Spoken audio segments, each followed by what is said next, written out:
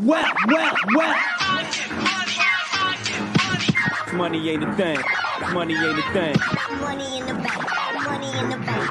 We can talk, but money talk, so talk more. Ash Cash Show, Ash Cash Show, the Ash Cash Show, Ash Cash Show, the Ash Cash Show, Ash Cash Show, the Ash Cash Show, Ash Cash Show, Ash Cash Show, the Ash Cash Show, Ash Cash Show, the Ash Cash Show, Ash Cash Show. Baby, I got your money. You're now tuned into the financial motivator himself, Ash Cash, Mr. Mind Right, Money Right. Money Right. Money Right. Welcome to the Ash Cash Show every Monday through Friday, 8 a.m. to 9 a.m. Eastern Standard Time. Tell a friend to tell a friend. Make sure you go to the ashcashshow.com. Subscribe to the podcast. Go to ashcashtv.com. Subscribe to the YouTube channel. Today I want to talk about, right? So for those who don't know, the Ash Cash Show is your daily dose of financial motivation, right? So financial motivation, financial empowerment. My sole goal on this planet is to help people live in abundance. Not just know that abundance is their birthright. My desire is that everybody who crosses my path, whether it's personally, whether it's through watching a video, listening to something, anybody who crosses my path, my desire is that they live in abundance. There's a difference between living in abundance and just understanding that abundance is your birthright. Knowing that abundance is your birthright is the start. But I actually want you to live in abundance. I actually want you to, or my desire is that you are living the life that you desire, right? Like, growing up, I was always told that, do good, do right, and then you'll get to heaven, right? You'll get to heaven after you die, And as I got older and older, and started to apply wisdom and hear different things, heaven is not a place. Ramai Trash, appreciate your bad love. I can't say that definitively, but you can experience heaven here, right? Like you can experience heaven on earth. And when you hear, like the scripture says, on earth as it is in heaven. And so I don't know. Like I wasn't the smartest, like I wasn't an English major by no stretch of the imagination. You know what I'm saying? I wasn't an English major, so I can't really tell you what that means. I can tell you what I think it means. If I hear somebody say, on earth as it is in heaven, like it almost means it's equivalent, right? Like it almost, to me, if somebody says, you are made in the image and likeness, right? If somebody says you are made in the image and likeness, that means like it's similar, right? So for me, I started to test that out a little bit, right? I didn't see, but that's the thing. Like I didn't take it at face value. I wanted to test it. I'm like, man, on earth as it is in heaven, like, what does that mean? Like, what does it mean on earth as it is in heaven? And so, so if you know the whole prayer, right? The whole prayer says, Our Father, right? Our Father, which art in heaven, hallowed be thy name, right? Thy kingdom come, thy will be done on earth as it is in heaven. So I'm saying, I'm saying, number one, all of the scriptures say that we're made in the image and likeness of God, right? All of them say it. I'm not making it up. If I'm saying something wrong, somebody call me out. But all of the scriptures say it, right? That we're made in the image and likeness of the Most High God. So we're made in the image and likeness of God. That means the abilities, right? The abilities that God has is similar, right? Okay, bet. So, all right, check that. And so now it's talking about our Father, right? Who's in heaven, right? Our Father who's in heaven. And then it starts talking about thy will be done on earth as it is in heaven. So I don't want to prolong it, but to me, it just means that if God is in heaven and I'm made in the image and likeness of God and I'm here on earth, then to me, my understanding is that I can have heaven on earth. That's my understanding of it. And so I tested it out and I realized that hell is in your brain, right? I realized that somebody could be going through the same exact situation, right? Somebody could be going through the same exact situation. One person could make heaven out of it, and the other person could make hell out of it. Like that was my conclusion. My conclusion was, how is it, right? How is it that I could take two people with the same exact situation, and one person is going to have a positive outcome, and the other person is going to have a negative outcome? How is it?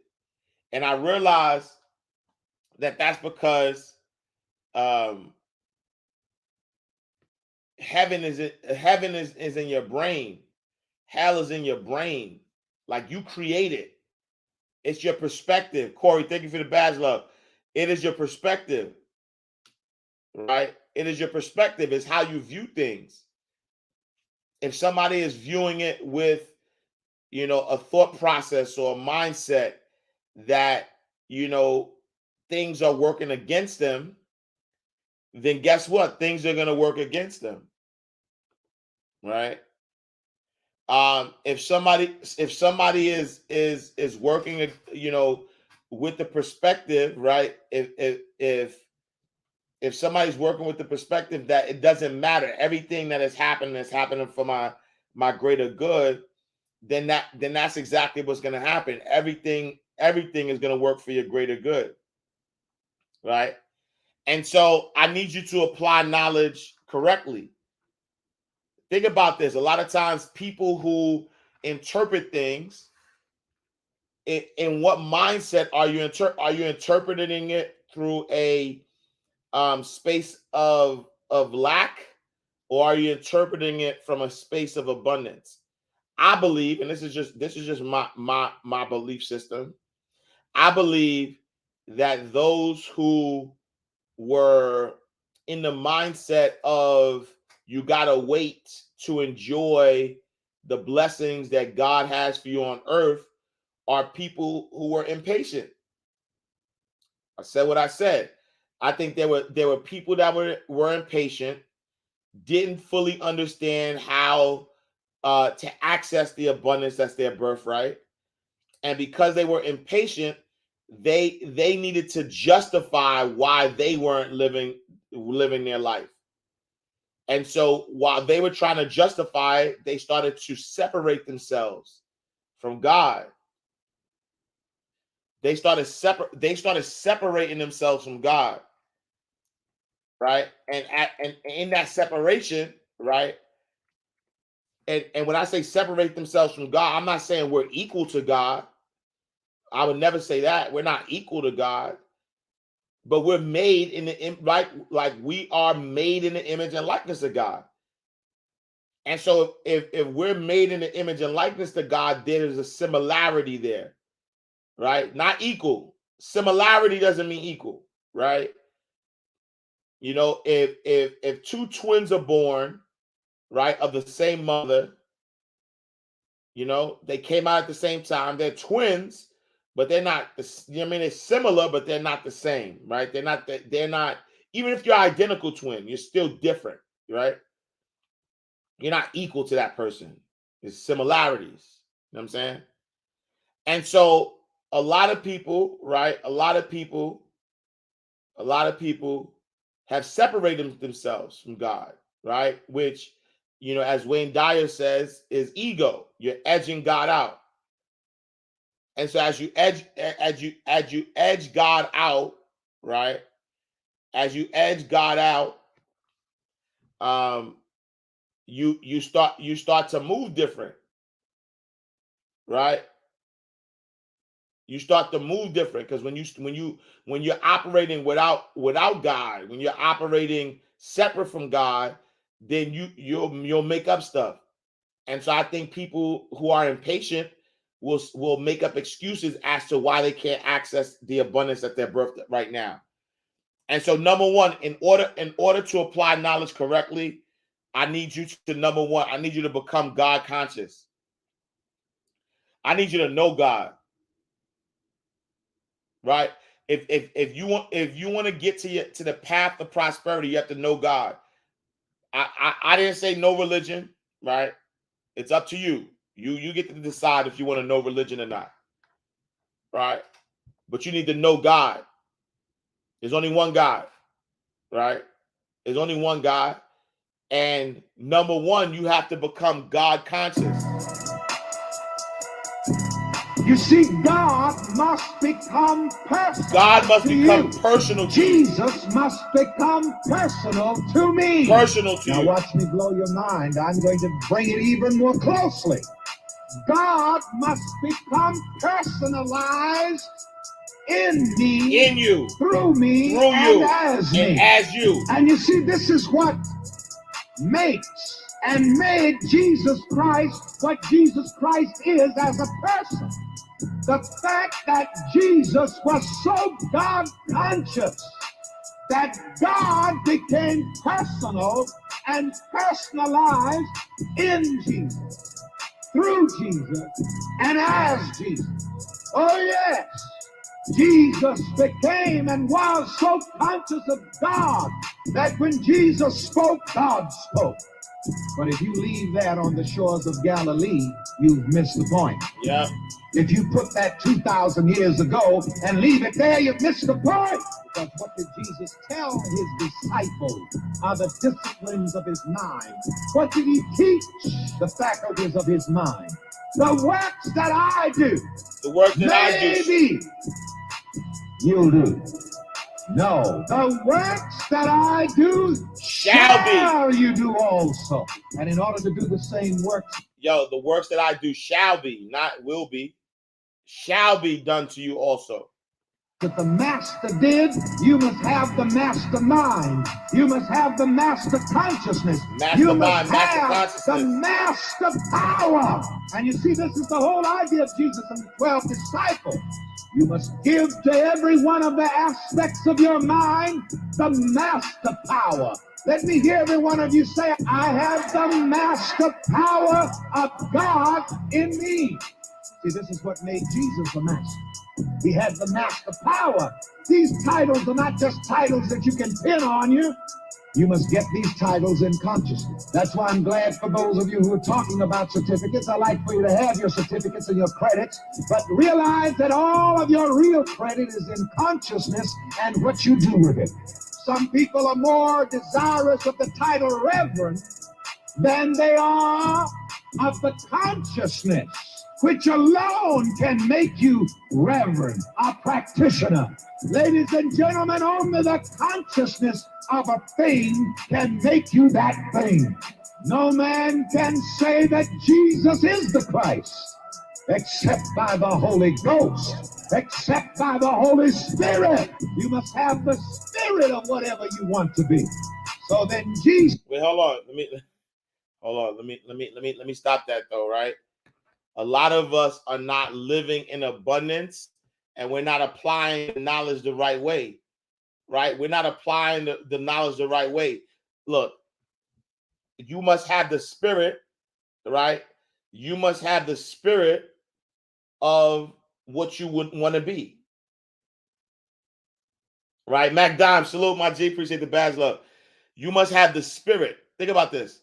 You must have the spirit of what you desire to be. And so, to me, when we talk about, having energetic alignment, right? And energetic alignment means that your energy, right? Your energy, the energy that you're giving out, right, is in alignment. It matches. Alignment means matching, right? Alignment means matching. So like when you drive your car and they say your wheel, like if your car is driving crazy and they say your wheel needs an alignment, that means they're not matching. They're not on the same level, right? And so if they're not matching, then that's how you get the wobbly. So you got to get a wheel alignment, right? When they say you got to get a wheel alignment, what that means is that your wheel, right, both wheels have to be aligned correctly so that they're balanced, so they move they move together, right? Alignment means matches, right? Matching. And so when you get a wheel alignment, for those who know about cars, you drive a car, it's wobbly, they're like, oh, what's that? Oh, your wheels aren't aligned, right? So you got to go get a wheel alignment. And so when I say energetic alignment, I'm saying your energy must be aligned. And matter of fact, it's not even about must be. It's just a fact that you will always get, right? You will always get what you are energetically aligned with. If you're trying to take advantage of people, then you will be aligned with people who take advantage of people. If you're trying to bless people, you'll be aligned with people who are a blessing, right? There has to be an alignment of energy. That's why I never, right? I'm never pointing the finger at what other people are doing. Because if it's going to be a hard pill to swallow. But if you could see and be affected by what other people are doing, it's in you as well. Forget what they're doing, right? You need to fly higher, right? Ray Lewis once said that an eagle could never fly at the same altitude as a pigeon, right? An eagle cannot fly at the same altitude as a pigeon because a pigeon flies lower, right? And so at any time, if the eagle sees the pigeon, the eagle's flying too low. If the eagle could see the pigeon, then the eagle is flying too low. Because the pigeon doesn't have the ability to fly as high as the eagle, though. It doesn't have the ability, right? And so somebody who's vibrating at a low vibration, right? If somebody is vibrating at a low vibration, they're not. There's no way they could be at this higher vibration. So if you've been vibrating at a higher vibration, and you happen to be able to see that low vibrational person, it don't have nothing to do with them. You're just flying too low. You're not in energetic alignment. However brief, you got out of energetic alignment with that in which you are desiring, or that who you are. Right? And so what Reverend Ike just said is that you must become the spirit, right? You must become the spirit. You must have the spirit of that in which you want to be. Right? And so somebody who lives in abundance, who is God conscious, has the spirit of infinite possibilities. They don't have the spirit of lack. They don't have the spirit of fear. They don't have the spirit of wanting, right? Because they know that anything that they desire is they can create. And so a lot of us don't have the right spirit. We have a spirit of fear. We have a spirit of hoping. We have a spirit of victimhood. We have a spirit of hoping. I said hoping already, but I want to expound on the spirit of hoping. We have the spirit of and I don't want to use the word begging, but we're leaving the power in someone else's hand, right? We're leaving the power. So we have this spirit of, yo, I can't do it.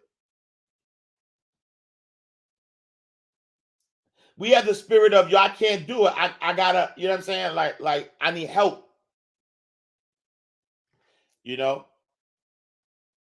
And so we have to have the spirit, right? We have to have the spirit. We have to be God conscious. Jesus is the God conscious mind in man, that within you that knows who and what you are in God and who and what God is in you. That's Jesus. And this must become your personal Savior. Your personal. It must become personal to you. You must personalize it, just like Jesus did. I got news for you. The only difference between Jesus and any other person is purely consciousness. Jesus is God's Son, and Jesus knows that. And the only difference between the average person and Jesus is that a man is God's Son, but man doesn't know it. This is why, again, Jesus said, you shall know the truth. And the truth shall set you free. When you know the truth, that you are the Son of God, that sets you free from the belief that you are a son of a gun. And it sets you free from all that sons of guns are heir to. The truth of you is that you are the Son of God. You're a child of God. And you see, when you are born again, you are born into this mind. You are born into this conscience. You're born out of humanity into divinity. So this is Jesus. I've told you before, and it's worth repeating. When I say Jesus, I mean something so far beyond what the average person is thinking about. When I say money, I'm talking about something infinitely beyond what the average person is even thinking about. People think I'm just talking about dollars and dollars alone.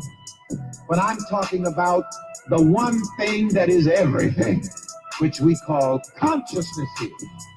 Because again, a part of our definition of Jesus says that Jesus is the one, everyone who knows I am. Because in the scripture, I am says, I am God. And beside me, there's none else.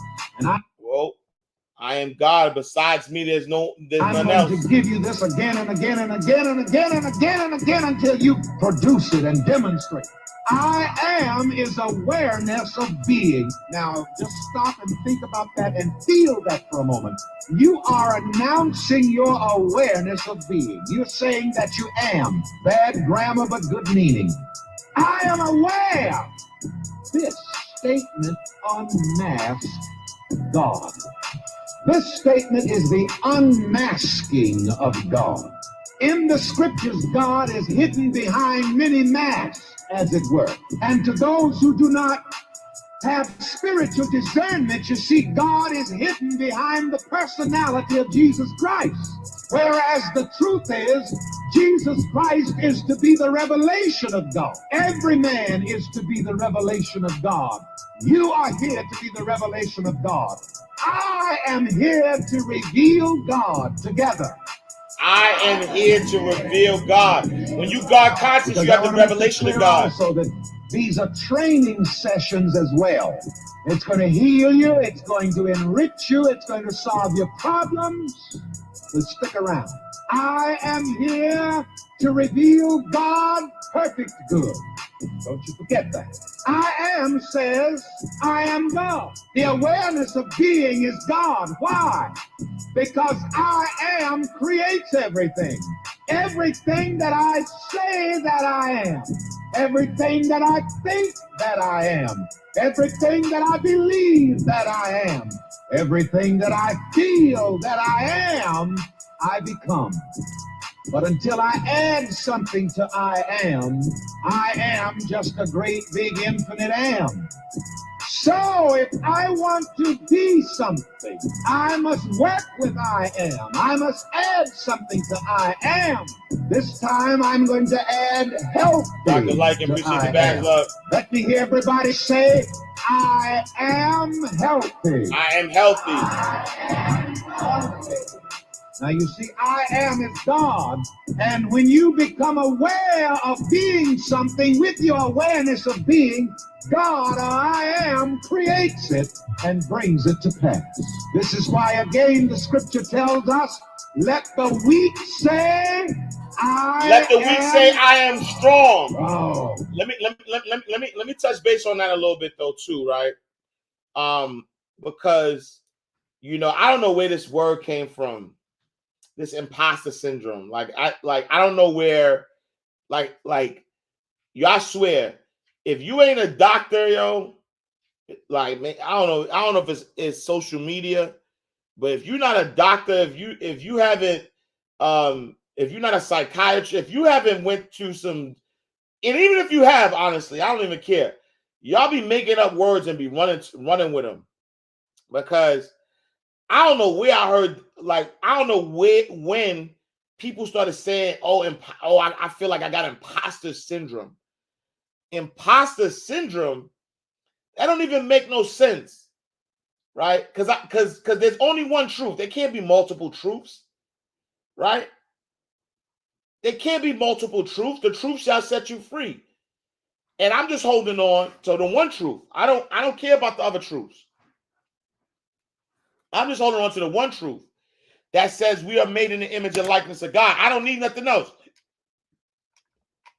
That, for me, that's the ultimate. That's the ultimate truth to me. If the ultimate truth says that I'm made in the image and likeness of God, then how can I be an imposter? Right? How can I be an imposter? Right? Why? Because whatever you become aware of. How can I be an imposter? And so a lot of times people are afraid to affirm, right? People are afraid to affirm their desires because of what they see. Right? Like, if the scripture says, it doesn't say, let the weak say, I can't wait till I get stronger. It doesn't say, let the weak say, oh, I'm working on my strength. It don't say that. It say, let the weak say, I am strong. Because that's the truth. The truth is, I am strong. And so, you afraid to declare the I am because you're afraid of imposter syndrome. You're afraid of what other people are going to say. When the truth says that you're made in the image and likeness of God, so if God has infinite possibilities, then infinite possibility is yours. And so I don't understand keeping it real. What is real? Real is a perception, right? Of being something with your awareness of being, God, or I am, creates it and brings it to pass. This is why, again, the scripture tells us, let the weak say, I am strong. Oh, why? Because whatever you add to I am, you become. I am creates it. It's so simple that it's profound. But this statement, again, what does it do? It is the unmasking of God. I don't want you to forget that. This statement is the unmasking of God. I can add so many things to I am. We can add rich to I am. But remember, we most of all must be sure that we are adding to I am subjectively. We must feel it. We must believe it. Subjective reality always becomes objective reality. Subjective reality always becomes objective reality. Subjective reality always creates and becomes objective reality. Whatever I say I am in my feelings, in my gut, in my heart, in my mind, whatever I say I amness creates that. Yep. I amness becomes that. Why? Because I am God. I am God. I am is greatness the on display. Power. And that mind in you which knows I am a wealth creator is Jesus. I don't care how dumb you think you are. There is a mind in you that knows. I don't care how poor you think you are. There is a reality in you that is infinitely rich. I don't care how weak you think you are. There's a reality in you that is infinitely kind. There is that in you which is aware of God, infinite good, perfect good. Whatever you add to this I amness of your being, you will express. And the mind in you that knows this is Jesus. And we hear the Master Jesus repeating this over and over again. I am the resurrection. I am the life. I am the bread of life. And the ascended Jesus says, I am the root and the offspring. I am the root and the offspring. I am the way, says the mastermind. Meaning what? Awareness of being is the way to be whatever you want to be. If you want to be rich, what is the way to be rich? Be aware of being rich. What is the way to good health? Be aware of being healthy. Yes, even while you're sick. The way to become well is to be aware of being well. Even while you're poor, the way to be rich is to become aware of being rich. Why? Because I am God.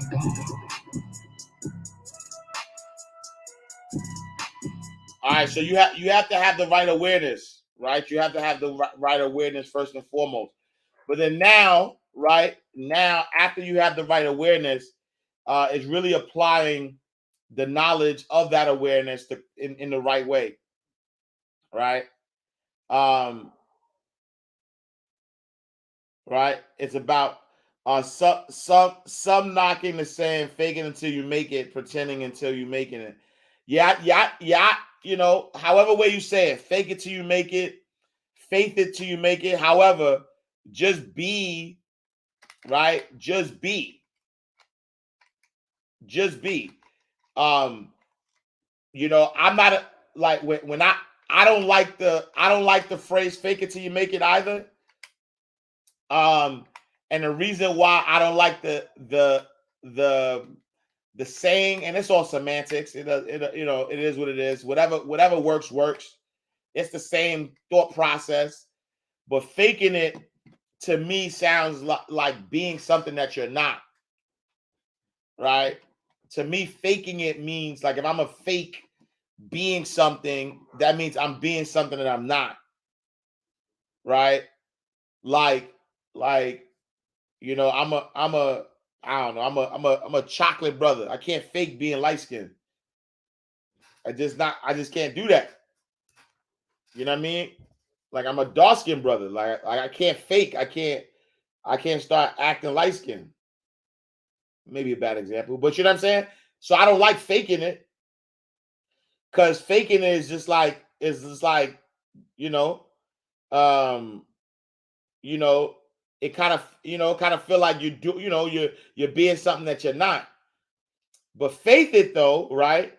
Faith it when I'm using my faith to make it means that if I'm living in lack right now, who I am right now is not real. And so look, not even with your squint. And so in order for me to make it, I need to have faith that I am who God told me I am. So I gotta faith it. I gotta get rid of the lie that I'm living. A lot of us are living a lie. If you're living in lack, then you're living a lie. That's a bar. If you're living in lack, then you live in a lie. If you're living in lack, you live in a lie. If you're living in lack, you live in a lie. If you're living in lack, you're living in a lie. If you're living in lack, you're living a lie. Abundance is your birthright. So let it apply. I'm trying to make it rhyme. If you're living in lack, you're living a lie. Abundance is your birthright. So something, right? And so the truth is, we got to have faith, right? We have to have faith that abundance is actually our birthright.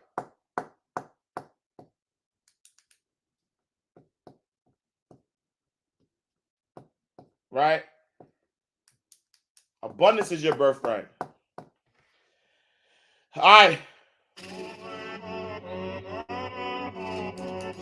So now it's about applying knowledge. Of all the subjects we've covered so far and are about to cover, none is more important than covering the disciplines for success. You got to be disciplined. What's at the core of achieving the good life? We're going back to this. The major key in order to have the good life, you got to be disciplined. The major key is not in learning how to set goals. It is not in learning how to better manage your time. It is not in mastering the attributes of leadership. Every day in 1,000 different ways, we are trying to improve ourselves by learning how to do things. We spend a lifetime gathering knowledge in classrooms, in textbooks, in experiences.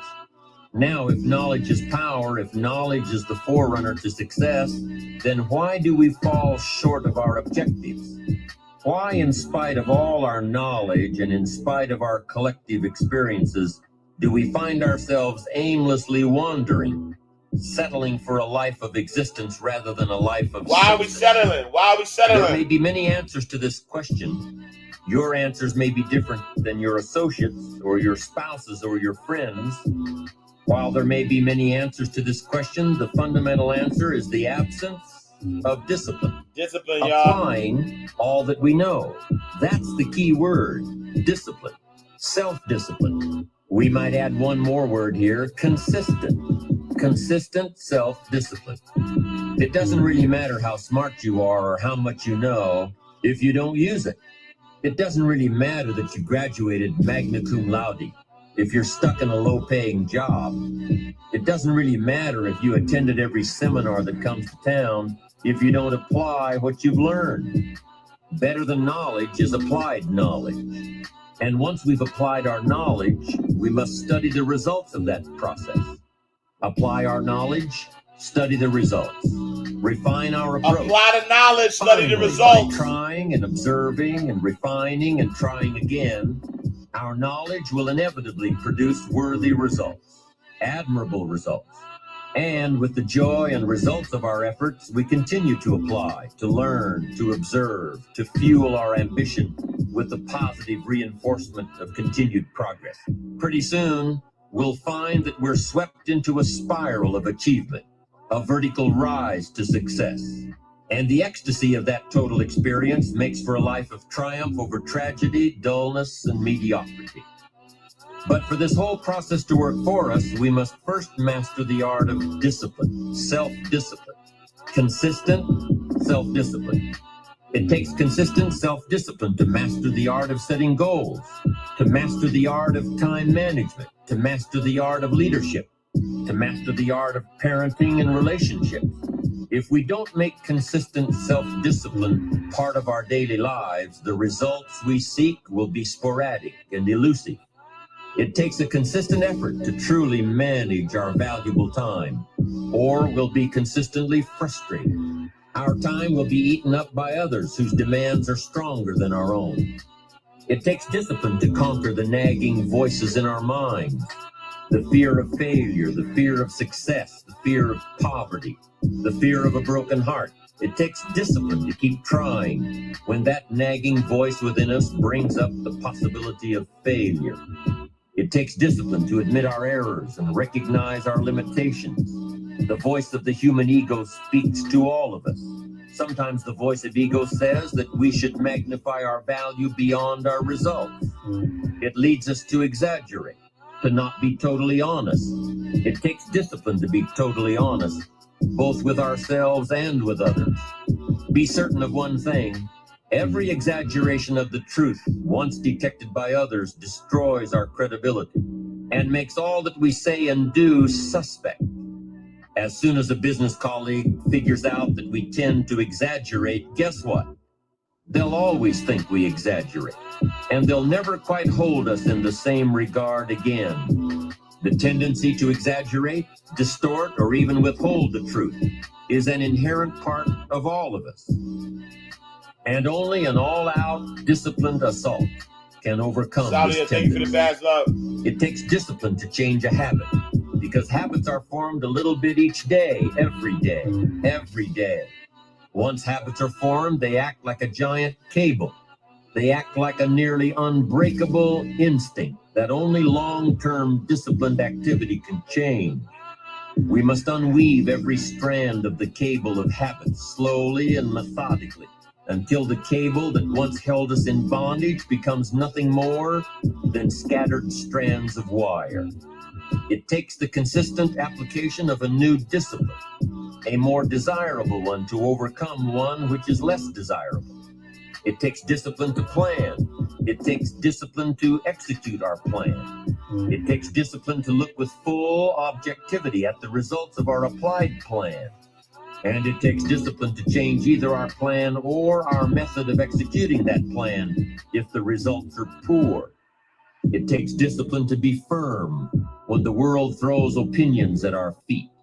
It takes discipline to ponder the value of someone else's opinion when our pride and our arrogance leads us to believe that we are the only ones with the answers.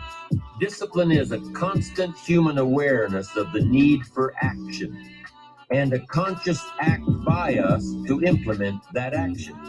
Discipline is an awareness of the constant need for action and a conscious act to implement that action.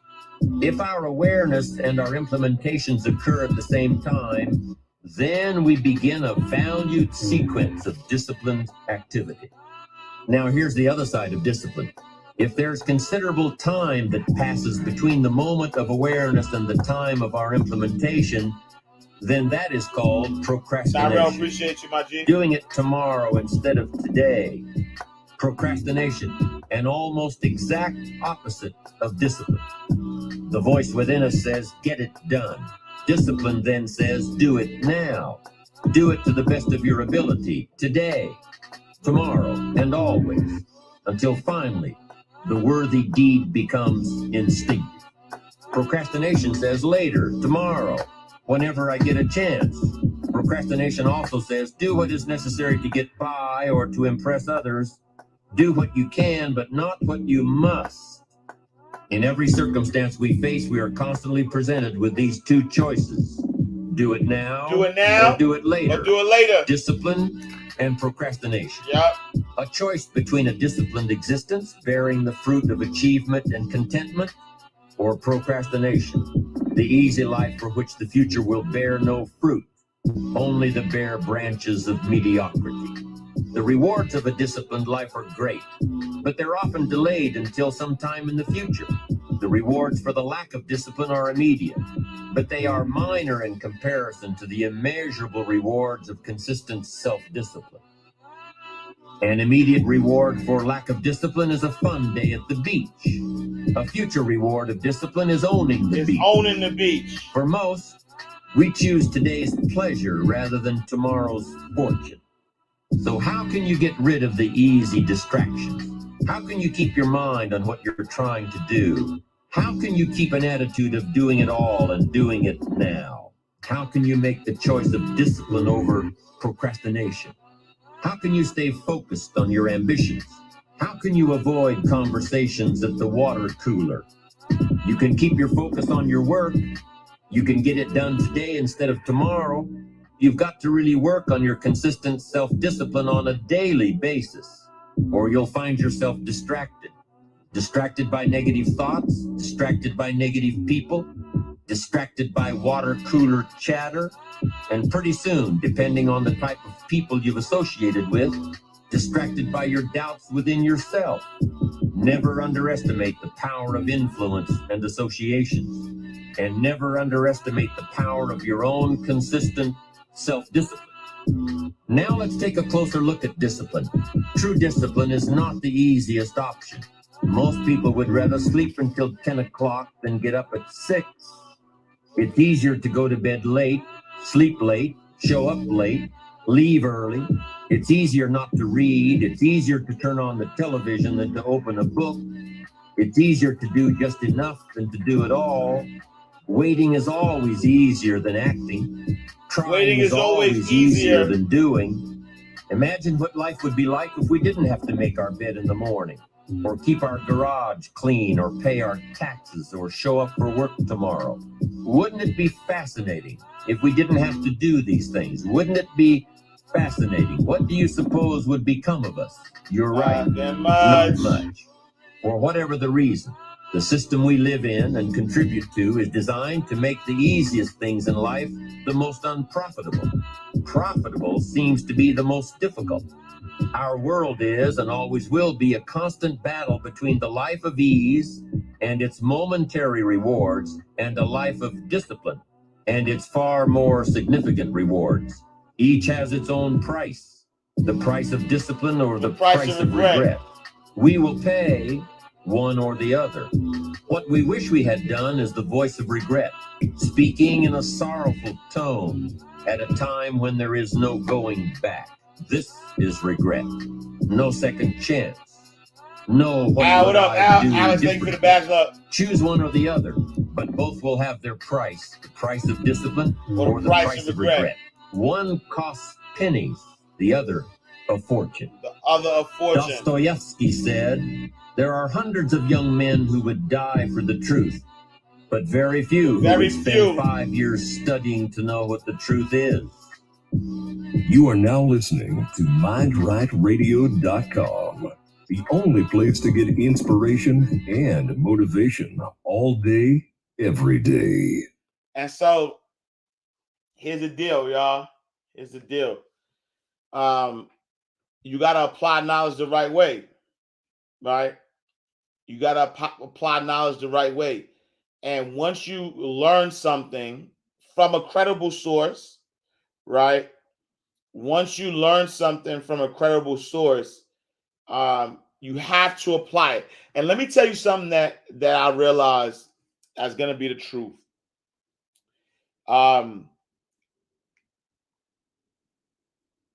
If what your mentor, the person you're listening to, if what they're saying makes sense to you, then they may not be able to help you.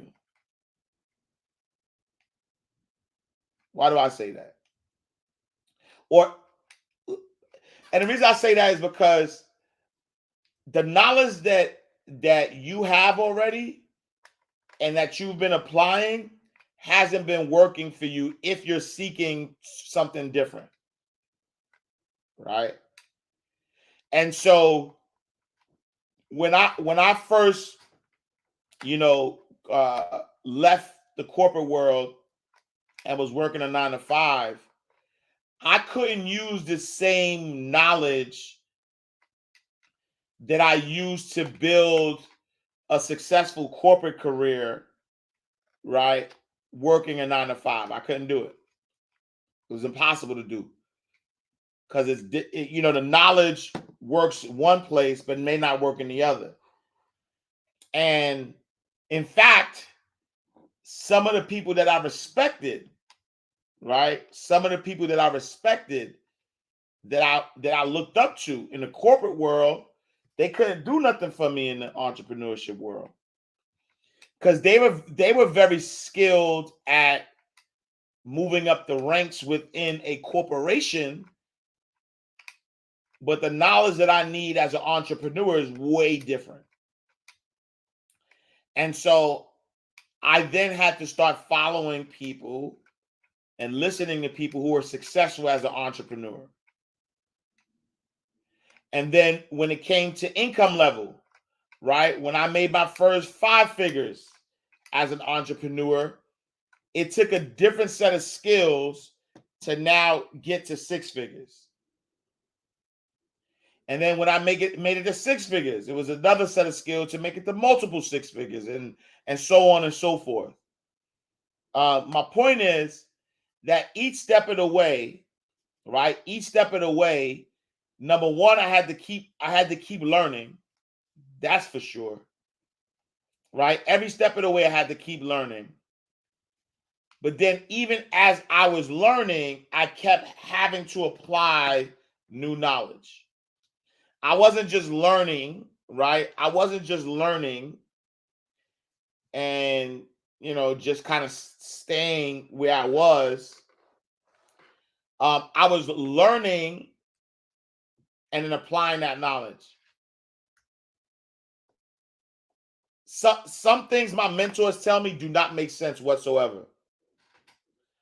Some of the things my mentors tell me do not make sense. I'd be like, yo, this don't make no sense whatsoever at all. But still in all, right? Still in all, I say, you know what? They've done it. So I'm going to listen to them. They got the result that I want. So I'm going to listen. I'm not going to not listen. And every time I listen to a mentor or a coach that I paid for, I got the results because they told me exactly what to do. Right? I have students, and so it baffles me, but I don't fight it no more. I used to fight it. I have students that would pay me money, right? I'll have students that would pay me money to help them get a result that they've never gotten before in their life, and then tell me how they're going to apply the knowledge that I'm giving them. And then they fail at it, and they try to find excuses as to why they failed. Like, I'm telling you how to do it. You paid me. I'm telling you how to do it, but you're not doing it because you know better. If you knew better, you wouldn't pay me. If you knew better, you would have done it already. But still in all, right? And it baffles me. But to the credit of the students that get results, the students that get stuff done, they actually don't ask questions. They just apply. They'll ask questions for clarification, right? But if I say, do this, they do it. And they're successful, which is the difference, right? The difference between, I might have a student that I have a student that made 6 figures in 10 months from writing books. I had a student who made 7 figures, right, from my coaching. And I have students who are still struggling. Why is that? It ain't the teacher. It ain't the teacher. It's the ability to be a student. Anytime somebody who has done something before tells me this is how you do it, I do it that way.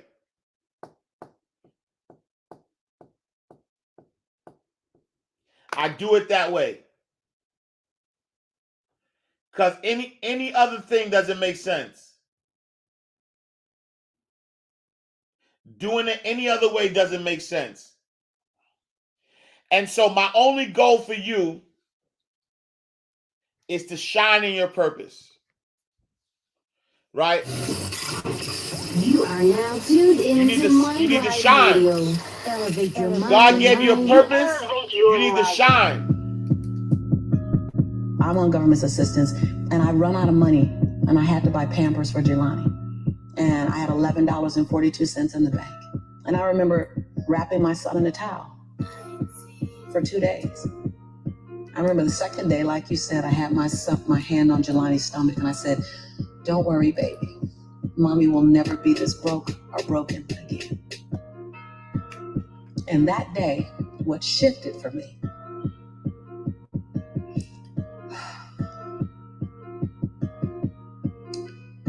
was I was willing, and I don't know if this is going to sound crazy, I was willing to completely die. Are you willing to completely die to any form of you so that you've been? So you can birth the person that you're becoming. The reason why a lot of people won't become who they want is because they're too attached to who they've been. Too attached to who you've been. And you hear it all the time when people say, I've always been this way. Okay, well, if that's working for you, keep doing that. I knew it wasn't working for me anymore. I had hit my version of rock bottom. So I was willing to let go of everything and everybody. See, another reason why people won't get there is because the doorway is for you to fit through. You're trying to carry everybody else through because you're trying to be Rescue 911. And you got to rescue you first. I am much more valuable to my family and to my community because I was willing to let them go through the door myself, teach myself, learn myself, condition myself, and then come back and get them. I'm much more valuable to them now. But I had to go through a window time of 10 years of judgment. You leaving us, hanging out with white people all the time. You going to these crazy countries. We don't know what you. I have to be willing to allow my conviction to make me inconvenienced. See, we want to grow, but we want to stay liked by everybody. I was willing to be my own rescue at the risk of your approval. But most of us aren't like that. Facebook is an example. We want to be liked. Well, I woke up and I like myself today, so your like is extra. My job is to like me first. I was willing to say every day, Lisa, you like you? Lisa, are you proud of you? Lisa, are you playing full out? Every day before I checked in with anybody else. I was willing to inconvenience my entire life. My entire life. I was willing to disrupt my entire life to buy my future, to buy my possibility, to give my dream a chance. See, we're not supposed to tuck our dreams in on the pillow when we get up in the morning. We're not supposed to leave them at home. We can go and fulfill somebody else's dream. We're not supposed to do that. That's not what we're wired to do. That's not who we are. Your human spirit doesn't care about the economy. The human spirit doesn't care that my son's father went to prison. Like, the human spirit doesn't care what's happened to your family. The human spirit doesn't care about the past. You may have been molested, or your family may have been broke, or you may have been betrayed, or you may have a divorce. Your human spirit doesn't care about any of that. Your human spirit simply says, what's our command for tomorrow? What do you want to create? It's not keeping score. Your brain is keeping score because your brain is designed to keep you safe. Your soul, your intuition, your human spirit is designed to make you soar. When you get to the edge, your brain will always tell you to step back. It's always going to tell you to step back because you can fall. Always. It's going to tell you to step back. Because before you fell, the last time you did this, you saw someone else fail. You could hurt. You could be off work. It's going to tell you it's designed to keep you safe. So you have to be willing to play between your brain and your soul. And on some days, you got to just listen to your soul. And you got to say, I'm going to leap. I'm going to get to the edge. Most people are at the edge, and you're standing at the edge, and you're watching everyone else fly. That's Pimp My Ride, Watch My Crib, all this stuff. You know, watching people's lives on Facebook. You're at the edge, watching someone else live, wondering what it's going to be like when you jump without ever jumping. And I'm just here to tell you, jump. Because only three things can happen. You're either going to jump and fly, or you're going to jump and fall on something soft, or you're going to fall down hard. Either way, you're going to get back up. You already know you got what it takes to get back up. Your greatest fear is not that you will fall. Your greatest fear is that you will live a full life and never fly. That you never leaped. You're not afraid of dying. You're afraid of dying before the world sees who you really are. Before they really get your fingerprint. Before they really feel your breath. Before they really get your contribution. if they really feel you. That's what you don't want to happen. You don't want to leave this place without us knowing you were here. All I'm doing is giving my dream a chance. Give your dream a chance, y'all. I'm not extraordinary. Yeah. You don't get off the hook. You don't get to be let off the hook. I'm an ordinary woman who chooses every day to make one more extraordinary decision. Everything that I need to get back up, I have in me. If I don't have what I need, I can go get it. Once I figured that out, the world was my playground. The question is just, where do I go get it? I don't know about that. Where do I go get it? And I don't come from a learning background where I was a great student. I wasn't, my highest grade in school was a C+. And when I got a C+, I did the happy dance. And so I didn't have a background where studying was natural for me. But when I realized that if I go study something and I learn it, I own it, it's mine now, man, it was crazy because all through school I struggled. The last time I took an English class, my English teacher told me I was the weakest writer she ever met in her entire life. Lovely. Yeah, lovely. And the same year I took a speech class, and my speech teacher, he said, quote unquote, Ms. Nichols, I recommend you never speak in public, that you get a desk job. And so it's just, it was demotivated people, sad people hurt. Sad people make other people sad. Bottom line, don't take it personal. Hurt people hurt. See, most people want the convenience of transformation without the inconvenience required for transformation. So my grandmother says, and I love to repeat this, your conviction, what you're passionate about, your conviction and your convenience don't live on the same block. They ain't even in the same zip code. So if you want to have a conviction for something, you have to sign up to be inconvenienced. We're trying to find convictions and passion and breakthrough on the inside of our box. Well, when you realize that the box doesn't even exist, like someone made up, oh, you're playing outside the box. So we all bought into, there's a box. Well, I don't even own a box. I don't even want to get in your box. You better come out here because I ain't getting in there. And so when you start thinking like that, Tom, all of a sudden, everything is possible. So I disrupt people when I say, you want to make me extraordinary because it lets you off the hook. What if the God that we call God, the divine, whatever your faith is, what if there's no partial? It's not going to give me a hookup and not give you one. Not going to give me an opportunity and not give you one. I'm just going to go after it. If I die, I'm going to die on the treadmill, like Will Smith said. I'm going to be on the treadmill running. I'm just not going to stop because I believe all things are available to us. I'm just willing to go after them. Are you willing? And then that is what's so disruptive because then you got to make a decision. Because it's easier to live inside the parameters of, well, as a Black woman, well, as born and raised in South Central, well, I'm dyslexic. I wrote 7 books. I'm dyslexic. So just knowing, I'm not perfect. What I do really well is I manage my imperfection well. And so we're all waiting for perfect. It's an illusion that will never come to you. And it's an excuse to never show up and play. Your story is not meant to be your fortress. Your story is meant to be your fuel. Any story. Like the beauty of me being one of the top 1% earners in America is that I was on government assistance. Right. That's the beauty. Come on, it wouldn't be a big deal if my family was rich or whatever. I'm supposed to do something. The beauty is that when you show the little engine that could story, I'm not gonna run fast, but I ain't gonna stop running. I might slow down and have to breathe, catch my breath, but I'm not stopping. I believe all things are available to all of us. And good people should do well. Good people should do well. People do well. Good people just do more good at them. Facts. I'm that same girl who ran track for Dorsey High School, who struggled to get through high school, who got kicked out of college because I couldn't afford to stay. That was on government. I'm that same girl. I don't forget her. I'm also that same woman who runs a multi-million-dollar business. Facts. I'm also the same woman who has 7 bestsellers. I own both of those. I own all of them. I don't shrink to my greatness, and I don't live in my saga and my sorrow. If you can own your brilliance, while owning your imperfections. If you can own your giant while owning your smallness. If you can live in duality, constant duality, the freedom will be earth-shaking if you can live in that.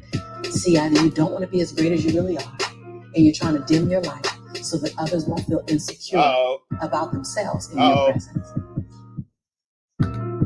And so you keep playing at 79 watts when you know you're supposed to shine at 150 watts. And you keep checking the temperature of the room to see what the room can handle versus just giving the room you and letting them, if your light's too bright, then let them put on some shades. Can you give yourself permission to live in the duality of your imperfections and your smallness and what you're learning and what you still have to learn and your greatness and your brilliance and your light? Can you allow them to coexist and then serve them up to the world? To love you, to see you, to inhale you, to judge you, to leave you, to love you. Some of us are just as afraid of being loved as we are to be left. If you go where you've never gone, do what you've never done, and say what you've never said, you'll become the woman and the man you've always known yourself to be. Actual. Mind Right Radio. Your number one source for mind elevation. All right, y'all. Shauna, great to be back. All right, y'all. That's my message for today. That's my message for today. Apply knowledge correctly. Shine bright in your greatness, in your purpose. Yeah, I think that's it. I think that is it. I appreciate y'all. Thank y'all for tapping in. For those who did not get a chance to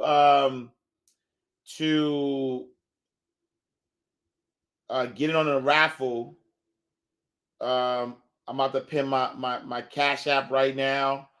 We're giving out. We're doing a raffle. If you bought a badge, you're gonna be entered in the raffle. We're doing a raffle tomorrow, so we're giving away Abundance is Your Birthright shirt in the Black Burberry limited edition. We're giving out 10 of them, and so I'm giving out one for every 10 people. Let me just say that. I'm giving out one for every 10 people that enter the raffle. Let's just say that, because if only 10 people enter the raffle, I'm not giving 10 away. So I'm giving one for every 10 people that enter the raffle. So yeah, so if you entered the raffle, then you're good. We're gonna do it tomorrow.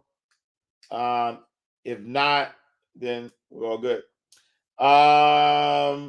You just Cash App $4 to I Am Ash Cash to enter the raffle. Every $4 is a name.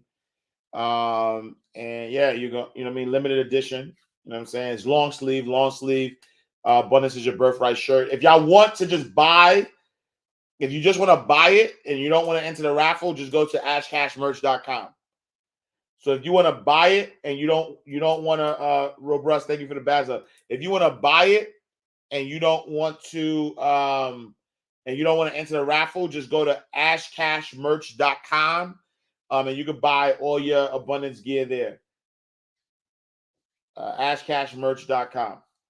All right, y'all. Appreciate y'all. Thank y'all for tapping in the Ash Cash Show every Monday through Friday, 8 a.m. to 9 a.m. Eastern Standard Time. Tell a friend to tell a friend. I'll see y'all tomorrow in God's will. Peace. I ain't talking about rich. I'm talking about wealth. Money ain't a thing. Money ain't a thing. Money in the bank. Money in the bank. We can talk, but money talk, so talk more. Ash Cash Show, Ash Cash Show, the Ash Cash Show, Ash Cash Show, the Ash Cash Show, Ash Cash Show, the Ash Cash Show, Ash Cash Show, Ash Cash Show, the Ash Cash Show, Ash Cash Show, the Ash Cash Show, Ash Cash Show.